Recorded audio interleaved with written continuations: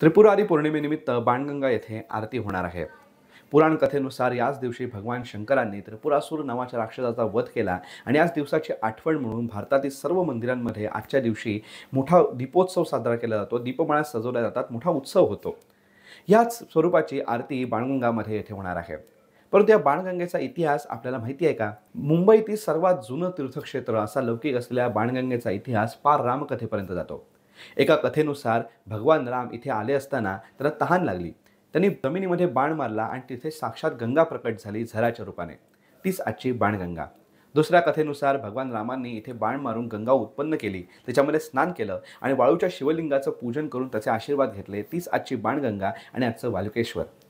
या बाणगंगेच्या मध्ये बाणगंगा सर्वात जुनं तीर्थक्षेत्र असल्यामुळे इथे बरेच विधी केले जात होते। दशक्रिया विधी असेल या इतर विधी इथे केले जात होते, परंतु इथे अस्वच्छता त्यामुळे मोठ्या प्रमाणात निर्माण झाली होती। मुंबई महापालिकेने मध्यंतरी या सगळा परिसर स्वच्छ करून तिथे आता सुशोभीकरण केलेलं आहे। पण या बाणगंगेचं मूळ रूप जे आजचं आपल्याला दिसतं हे शिलाहार राजवटीत आपल्याला मिळालं।